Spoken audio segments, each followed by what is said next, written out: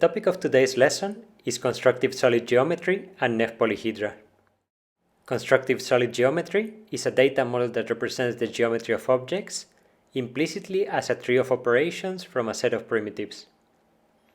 The aim of this lesson is to describe how this works in theory and how it can be implemented in practice using another data model, which is called Neff polyhedra. Until this lesson, we have only discussed data models that represent 3D geometries very explicitly.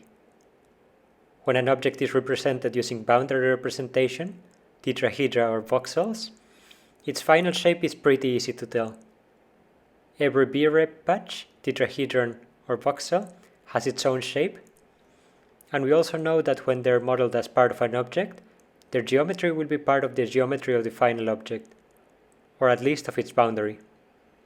This has a lot of good properties.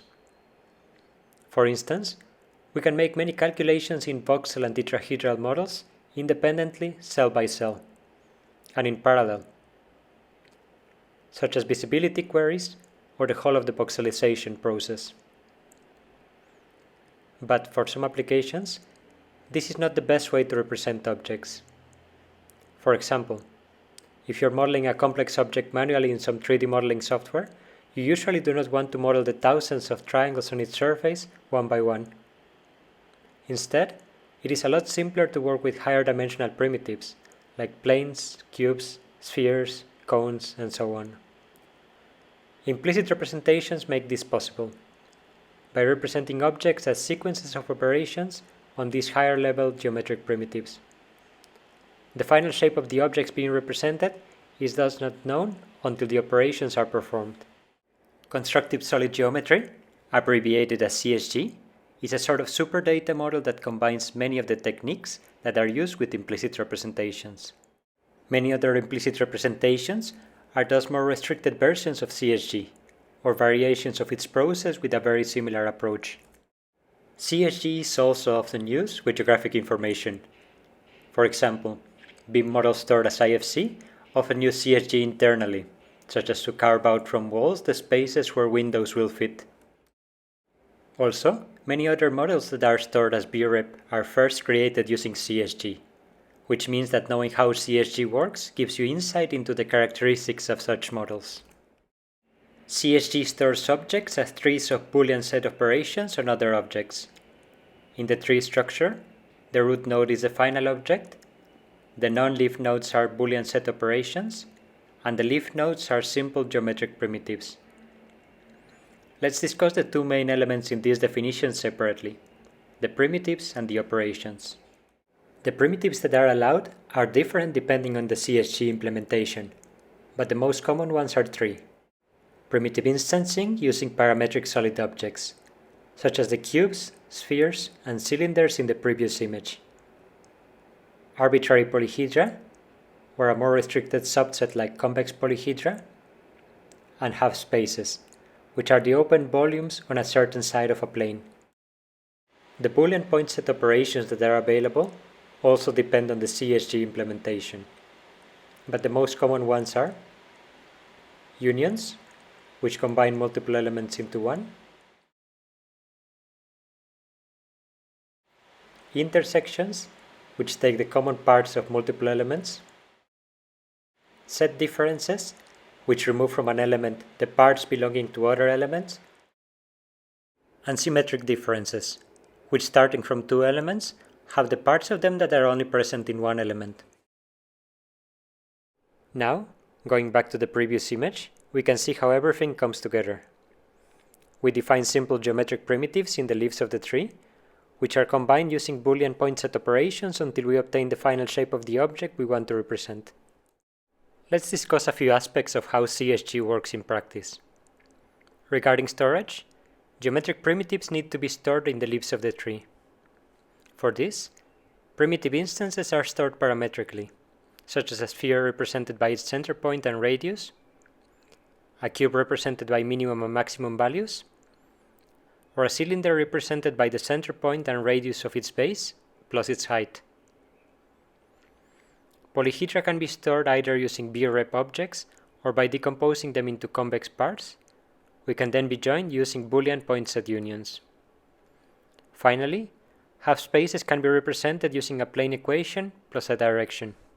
Here, the most important thing is that all of these objects refer to specific point sets and have equivalent equations. And so we can test whether a point belongs in the point set by checking whether it fulfills the conditions of the equation. This is explained in detail in the handout, so please have a look at it. So, how do we compute the geometry of the object represented in a given node? For leaf nodes, we can do it directly from its corresponding point set equation. If we have a plane represented by ax plus by plus cz plus d equals 0, where a, b, c, and d are stored as parameters in the node, we can test whether a point is in the plane by substituting its x, y, and z coordinates in the equation. For non-leaf nodes, we compute their geometry by first computing the geometry of their children and then combining the definitions. If we have a node A representing a Boolean point set union of its children B and C, a point is in A if and only if it's in B or it's in C.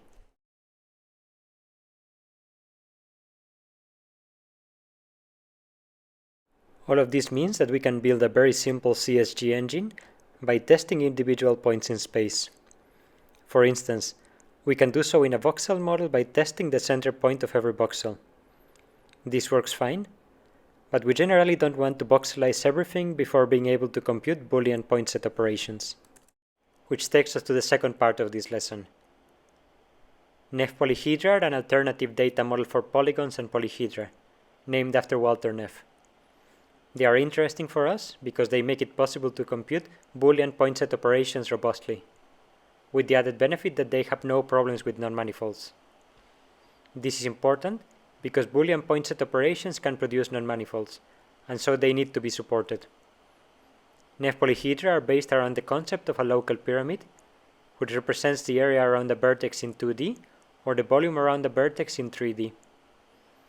Many operations on Neff polyhedra can be computed at the local pyramid level, including Boolean point set operations. Let's look at an example in 2D. Here, we have a polygon with 6 vertices. The 6 local pyramids corresponding to these vertices can be obtained by looking at an infinitesimally small area around each vertex. If we do so, we can obtain the representations on the right. In this, for each local pyramid, the 2D area occupied by the interior of the polygon, shown in red, can be stored in a vertex as a set of 1D intervals. The key thing to notice here is that this method effectively reduces by 1 the dimension of the elements being stored, similar to how boundary representation does it. But since we can store multiple intervals per vertex, we can easily support non-manifolds. In 3D, this works in the same way. A local pyramid represents the infinitesimally small volume around the vertex, which can be stored using a standard BREP data structure. Now, as we said before, we can compute Boolean point set operations on Neff polyhedra based on operations on local pyramids. The method to do so consists of 3 steps. We first compute an overlay of the geometries of the child nodes, which might mean the creation of new local pyramids at the intersection vertices. We then perform the specific Boolean point set operations in all of the local pyramids, and we finally remove the unnecessary local pyramids that only have redundant information. Here is an example in 2D. First, look at the local pyramids for the vertices of the polygons A in red and B in blue. Then, note that computing some Boolean point set operations with them will likely involve the creation of new vertices at the intersection points, like vertices D and H, and the local pyramids at those vertices. Finally, look at the local pyramids of each vertex individually. Notice how the local pyramids of the Boolean point set operations are obtained by performing the operations on the intervals represented by them.